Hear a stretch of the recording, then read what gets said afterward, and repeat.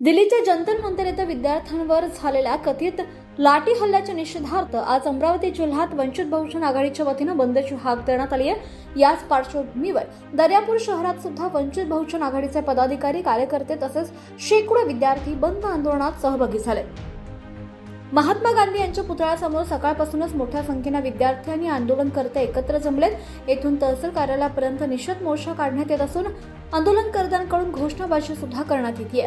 यावेळी विद्यार्थ्यांनी पेपरफुटीच्या घटनांचा तीव्र निषेध नोंदवत राज्याच्या शिक्षण मंत्र्यांच्या राजीनाम्याची मागणी केली आहे। तसंच विद्यार्थ्यांच्या भविष्याशी खेळ करणाऱ्यांवर कठोर कारवाई करण्याची आणि परीक्षा प्रक्रिया पारदर्शक करण्याची मागणी आंदोलनकर्त्यांनी केली आहे। दरम्यान कायदा व सुव्यवस्था अबाधित राहावी यासाठी दर्यापूर पोलिसांकडून शहरात कडक बंदोबस्त तैनात करण्यात आला असून महात्मा गांधी चौक, मोर्चा मार्ग तसंच तहसील कार्यालय परिसरात मोठा पोलीस बंदोबस्त तैनात करण्यात आलाय। मोर्चा तहसील कार्यालयावर धडक दिल्यानंतर प्रशासनाला विविध मागण्यांचे निवेदन सादर करण्यात येणार असल्याची माहिती आंदोलनकर्त्यांनी दिली आहे।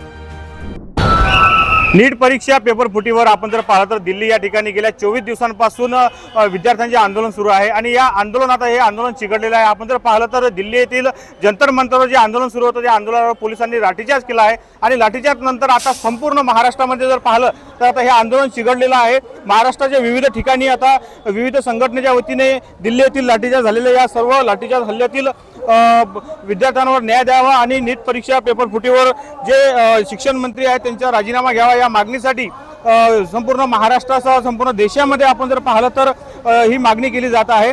अमरावती जिल्ह्यामध्ये आज संपूर्ण जिल्हा बंदची हाक वंचित बहुजन आघाडीच्या वतीने पुकारण्यात आलेली होती आणि या बंदला जर आपण जर पाहिलं तर दर्यापूर येथे सुद्धा वंचित बहुजन आघाडीच्या वतीने या बंदची हाक पुकारली आणि संपूर्ण दर्यापूर शहर बंद ठेवण्याचे आवाहन केलेले आहे। गेल्या 1 तासांपासून महात्मा गांधी पुतळ्यासमोर या ठिकाणी वंचित बहुजन आघाडीचे कार्यकर्ते आणि शेकडो विद्यार्थी या ठिकाणी जमलेले आहेत। या ठिकाणी महात्मा गांधीच्या पुतळ्यापासून तर तहसील कार्यालयापर्यंत हा मोर्चा काढण्यात येणार आहे। याच मोर्चाची मागणी एकच आहे की शिक्षण मंत्र्यांनी राजीनामा द्यावा ही मागणी या संपूर्ण आंदोलनकर्त्यांच्या वतीने घेण्यात आलेली आहे। जोपर्यंत शिक्षण मंत्र्यांचा राजीनामा घेतला जाणार नाही तोपर्यंत संपूर्ण महाराष्ट्रात आंदोलन अशा यापेक्षाही मोठ्या प्रमाणात चिघळणार असल्याचा इशारा सुद्धा यावेळी दिलेला आहे। आपण जर पाहिलं तर दुसरीकडे पोलिसांचा बंदोबस्त सुद्धा या ठिकाणी मोठ्या प्रमाणात दिसून येत आहे। उपविभागीय अधिकारी या ठिकाणी सतीश कुलकर्णी आहेत, ठाणेदार आहेत, राठोड साहेब आहेत आणि त्यांच्यासह पोलिसांचा बंदोबस्त या ठिकाणी तैनात करण्यात आलेला आहे। कुठलीही अनुचित घटना घडू नये यासाठी हा पोलिसांचा बंदोबस्त तैनात करण्यात आलेला आहे। शेकडो विद्यार्थी या आंदोलनात सहभागी झालेले आहेत आणि आणखी सुद्धा या विद्यार्थी या आंदोलनात आता मोठ्या प्रमाणात आपल्याला दिसून येणार आहेत। त्यामुळे आता संपूर्ण देशामध्ये हे जे आंदोलन चिघळलेलं आहे या आंदोलनाचा आता कुठेतरी सरकार दखल घेणार का आणि नीट परीक्षा पेपर फुटीवर सरकार आपल्या प्रतिक्रिया देणार का आणि शिक्षण मंत्र्यांचा राजीनामा घेणार का हे सुद्धा आता पाहणे महत्त्वाचे ठरणार आहे।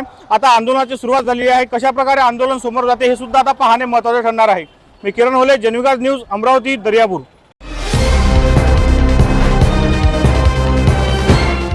पाहत रहा फक्त जनविकास न्यूज, सत्य, संघर्ष आणि जनतेचा विश्वास।